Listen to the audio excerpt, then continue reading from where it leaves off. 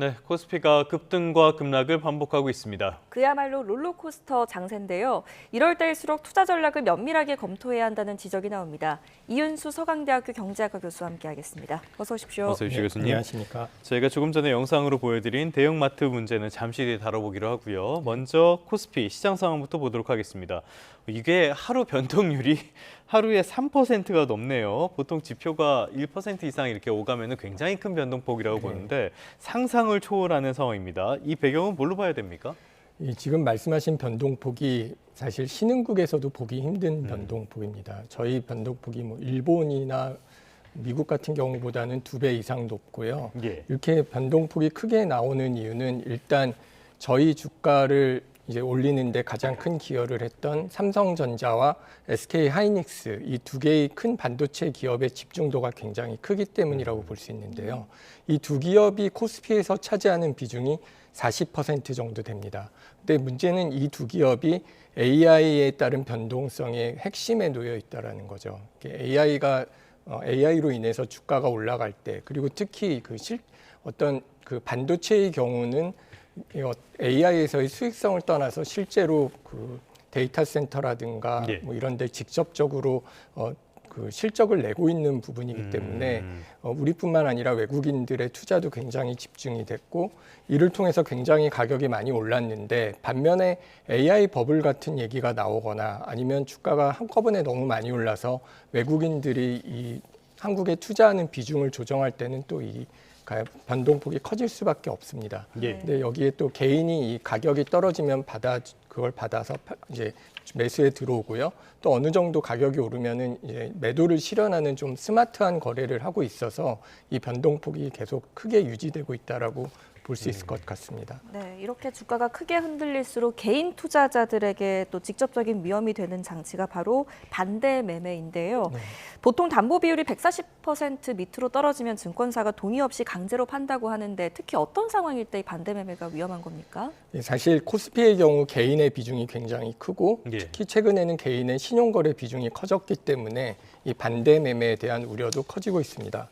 보통 그 신용거래는 주식 가치 대비 빌린 돈의 비율로 관리하는데요. 그러니까 빌린 돈이 주식이 가진 비용보다 너무 높을 경우에는 뭐 추가로 증거금을 요구하거나 아니면 그 기한 내 미납 시 반대로 강제 매매를 이제 하게 되어 있습니다. 근데 이 반대 매매가 위험해질 때는 보통은 담보 비율이 말씀하신 140% 아래로 내려갈 때 이루어지는데 보통 요새와 같은 급락장의 경우 하루 낙폭이 커질 때 그리고 변동성이 큰 종목 이런 경우는 하루 주가가 뭐 5% 빠진다 그럴 때 뭐 레버리지주 같은 경우는 뭐 10% 이상 빠질 수가 있기 때문에 변동성이 큰 종목은 급락장에 그래서 더 위험에 빠질 가능성이 높고요.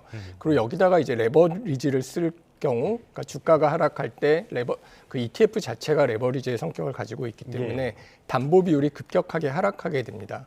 근데 이때 현금을 가지고 뭐 어느 정도 담보 비율을 맞춰주면 괜찮은데 그렇지 못할 경우에는 그 어떤 하락이 길어질 때 손실이 비선형적으로 커지고 강제 매도가 이제 들어올 경우에는 하락이 더 커지는 연쇄 메커니즘이 일어날 우려가 있고 이런 경우 때문에 반대 매매로 인한 강제 청산 리스크에 대한 우려도 같이 커지는 상황입니다.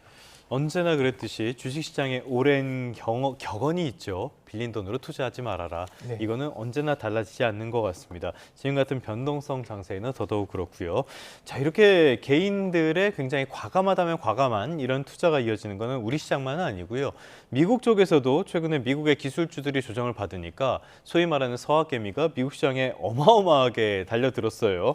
지금 4개월 만에 사상 최대 규모라고 하는데 얼마나 되는 겁니까? 사실 12월 말만 해도 주간 규모가 한 3억 정도 됐다라고 알려져 있습니다. 그런데 가장 최근 1월 29일부터 2월 24일에는 32억 7천만 수준으로 그 주간 거래 규모가 10배 이상 올랐거든요. 근데 이거는 일단 최근에 미국 시장의 조정을 기회라고 보는 역발상 매수라고 읽히기도 하고요. 반면 뭐 이걸 뭐 스마트머니 좀 나름 똑똑한 거래를 한다라고 볼 수도 있는데 다만 이것이 위험할 수 있는 거는 이게 무엇을 언제 샀는가에 따라 달라지기 때문입니다.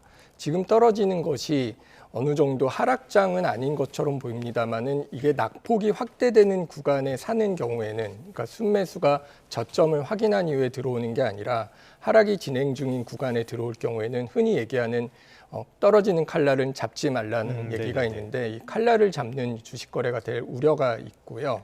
문제는 말씀드린 바와 같이 레버리지 비중이 높다는 겁니다. 실제 순매수 상위 비중을 보면은 기술주에 대한 레버리지 투자가 굉장히 많이 있고요. 이런 경우에는 그 변동성이 굉장히 크기 때문에 말씀드렸던 바와 같이 반대 매매 위험과 직접 연결이 됩니다. 그래서 담보 비율이 악화될 경우 강제 매도로 이어지고 이 경우 변동성 확대가 일어날 수 있기 때문에 개인이 크게 손해를 볼 가능성도 있습니다. 네. 그리고 이런 것들이 결국은 그 달러 환율이죠. 달러 환율 유동성과도 연결되기 때문에 거시 지표에도 큰 영향을 미칠 것이라고 생각을 합니다. 네.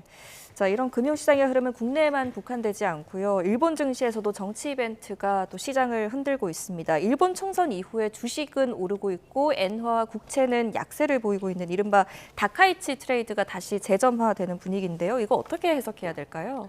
일단 일본 총선에서 여당이 압승을 했죠. 이걸 개헌을 할 수 있을 정도의 정족수 310석 이상을 확보했고요.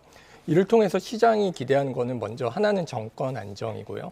두 번째는 다카이치 총리가 계속 얘기했던 재정 확대와 이제 감세를 포함하는 경기 부양입니다.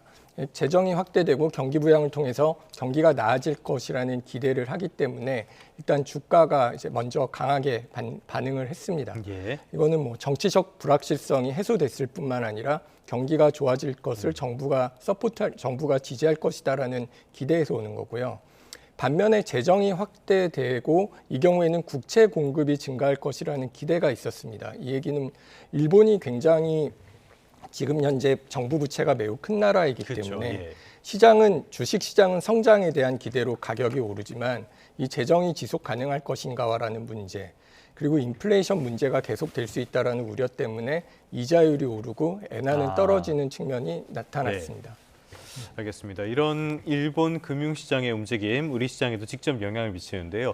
당장 우리에게 영향을 지금 가장 크게 주고 있는 것은 역시 엔화가 아닐까 싶습니다. 그런데 예상과 다르게 엔화가 어제는 좀 강세를 보이기는 했어요. 앞으로도 엔화가 어떻게 움직일 것인지, 이게 우리 환율에 어떤 영향을 미칠 것인지 교수님은 어떻게 전망하십니까? 일단 그 엔화가 강세를 보이게 된 배경에는 이제 달러가 상대적으로 약세를 보였기 때문인데요. 그 이유는 중국에서 중국 시장들에게 달러로 되어 있는 미국 국채를 보유하는 정도를 제약하는 그 규제가 나왔습니다. 그러니까 미국 국채를 덜 수요하게 되다 보니까 어떤 미국 국채 이자율은 오르고 달러가 이제 내려오는 현상을 겪었는데요. 최근에 이제 우리나라 원 달러하고 원 엔화 현상에서 나타나는 현상은 동조화 현상입니다. 엔화가 떨어질 때 같이 떨어지는 현상인데요.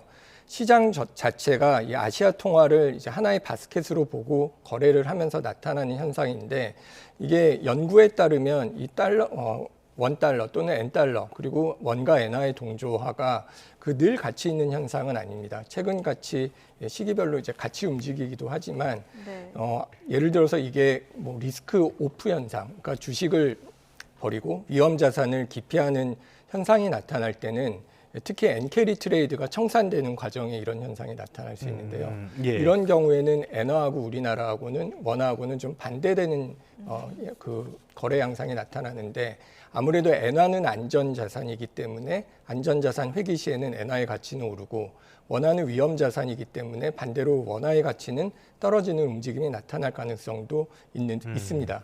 이럴 가능성이 이제 문제가 되는 거는 아무래도 최근에 일본 국채 금리 상승으로 어떤 일본 금리의 상승이 엔캐리 트레이드를 가지고 올 것이냐라는 현상에 관심을 가지고 오는 이유가 될 것 같습니다. 네, 워낙 환율이 불안정한 상황이니까요. 계속 긴장하고 상황 지켜봐야 될 것 같습니다. 다음 이슈로 좀 넘어가서요. 대형마트의 새벽 배송 규제가 이 소비자들의 불편을 줄이기보다는 오히려 쿠팡 같은 이커머스만 키웠다는 지적이 나오고 있는데 어떻게 보십니까? 사실 대형마트 규제를 할 때 대형마트가 커질 때 피해를 입을 사람들은 이제 소상공인, 골목상권이라는 생각에서 규제가 들어왔는데요. 근데 의외로 어떤 이 규제가 어떤 대형마트하고 직접적인 경쟁을 하게 됐던 것들이 이제 쿠팡과 같은 온라인 매체들이었고 네. 온라인 매체들이 상대적으로 이제 혜택을 보게 되는 어떤 규제의 비대칭에서 오는 문제가 이제 불거진 거라고 생각을 합니다. 일단 골목 상권을 보호하겠다는 의도는 좋았지만 장기적으로는 이제 소비자들은 어떤 대형마트에 대한 접근성이 떨어져서 불편이 된 반면에 네. 쿠팡 같은 이커머스는 이제 규모의 경제를 강화한 측면이 있는데요. 이 경우는 이제 규제가 특정 채널만 제한하기 때문에 수요가 제한받지 않은 채널, 이제 온라인 상거래로 이제 이동했기 때문이라고 보는 거고, 이거는 뭐 골목 상권을 보호했다라기보다도 시장을 왜곡한 결과를 낳았다는 측면에서 이 규제를 계속 볼 것인지에 대한 관심이 집중되고 있고, 결과적으로 이 쿠팡을 키운 규제를 바로잡는 건 굉장히 중요하겠지만 네. 이 규제를 뭐 만약에 이제 손볼 경우에 이제 누가 또 피해를 볼 것인가에 대해서 유심히 살펴봐야 될 것 같습니다.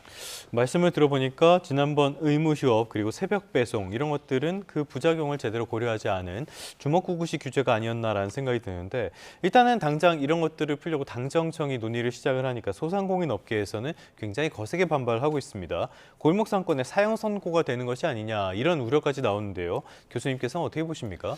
이게 사실은 그 피해가 특정 업종에 집중되는 구조라는 데서 문제가 있습니다.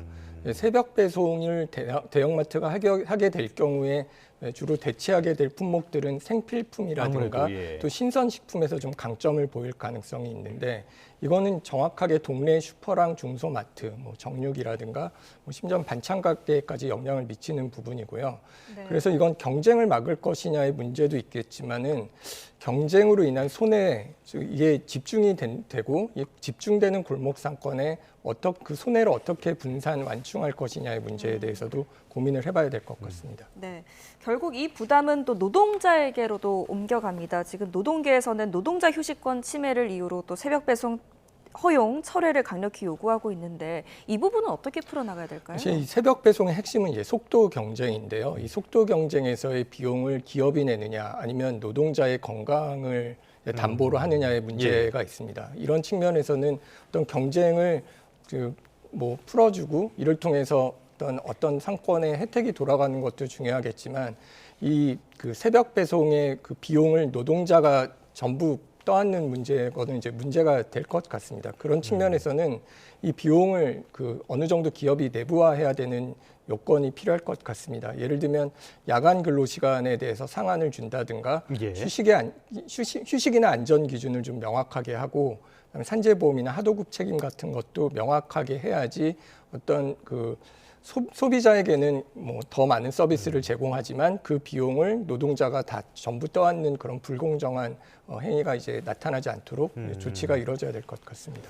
그런데 이 부분에 있어서 노동자들의 이야기는 좀 양분돼서 나오는 것 같아요. 말씀하신 그런 노동자의 휴식권, 건강에 문제가 있을 거다라는 목소리가 하나 있는가 하면은, 한쪽에서는 이쪽이 급여도 괜찮고 오히려 일자리가 늘어난다 이런 목소리도 있는 건 사실이거든요. 이거 어떻게 봐야 되는 겁니까? 어느 쪽이 맞는 겁니까? 사실 정확한 측면이신데요. 이거를 사실 무조건적으로 하지 말라는 것은 좀 문제가 있습니다. 사실 이게 새벽에 일하는 것이 뭐 정도의 차이는 있지만 이 단순히 새벽 배송뿐만 아니라 뭐 병원의 응급실이라든가 소방서라든가 경찰서에 다 있거든요. 근데 이게 건강권 때문에 무너뜨린다라는 얘기를 한다라고 한다면, 일단은 건강권에 대한 것을 보호하는 최소한의 사회적 안전망은 굉장히 중요하고요. 그것이 어떤 보장이 된 상태에서 노동자들이 상대적으로 더 많은 임금을 주는 일자리를 선택할 권리는 중요합니다. 지금 심지어 그래서 이게 어떤 노동자의 권리, 어떤 건강권을 생각하면 금지를 해야 되는 게 아니냐라는 얘기를 어떤 의사분한테 여쭤봤더니, 만약에 건강이 걱정이 된다면 우리에게 너무나 잘 알려진 술이랑 담배를 막는 게 더 중요한 거지, 일단은 노동권이라는 측면, 이제 더 많은 일을 어떤 면에서는 더 많은 임금을 받을 수 있는 노동권과 건강권에 대해서는 이제 균형을 찾는 것이 필요할 것이라고 생각을 합니다. 네, 이제 경쟁은 가격과 속도를 넘어서 생존 싸움으로까지 번지고 있는데요. 최근에 네이버가 컬리 그리고 마트와 손을 잡고 당일 배송 서비스 나서면서 경쟁이 심화하고 있습니다. 여기에 만약에 대형마트까지 합류하게 된다면 이 유통시장이 치킨 게임으로 치킨 게임의 위험이 되는 거 아니냐 이런 목소리 나오는데 어떻게 보십니까? 사실 그 쿠팡이 그 강점을 가진 것은 새벽 배송을 하기 위한 어떤 배송 유통망을 잘 가지고 있는 건데요. 지금 이제 문제가 되는 거는 대형마트가 들어올 경우에는 이마트, 롯데마트, 홈플러스 같은 경우 뭐 약 1,800개 점포를 가지고 있는데 이거를 운송망, 이제 배송 범위를 확대하는 데서 사용할 수 있기 때문에 구조적 우위를 이제 확보하게 됩니다. 이럴 경우 이제 문제가 되는 것은 상대 뭐 쿠팡도 영향을 받겠지만 거기에 대한 것보다도 오히려 쿠팡에 대해서 상대적으로 다른 서비스를 제공했던 마켓 컬리라든가 오아시스 마켓 이런 경우는 뭐 프리미엄 신선식품이라든가 유기농 같은 걸로 특화를 했던 것들인데 여기는 상대적으로 소규모입니다. 이런 중견 업체들이 영향을 받을 수 있다라는 문제가 되고 있고요. 이게 전반적으로 소비자의 선택권이 넓어지는 건 좋지만 기업들이 경쟁적으로 비용이 굉장히 많이 들어가는 플랫폼이라든가 물류망 구축에 돈을 쓰게 될 경우 그 마진이 상대적으로 악화된다는 측면에서 이게 어떤 출혈 경쟁을 하게 될 경우에 피해도 좀 우려가 되는 측면이 있습니다. 알겠습니다. 단기적으로는 소비자들에게 좋을 수도 있지만은 장기적으로 봤을 때는 썩 안 좋은 결과도 될 수 있을 것 같습니다. 여러 가지 측면들이 겹쳐 있는 것 같아요. 지금까지 이윤수 서강대학교 경제학과 교수와 함께 다양한 경제 이슈들 진단해봤습니다. 오늘 말씀 고맙습니다. 네, 감사합니다.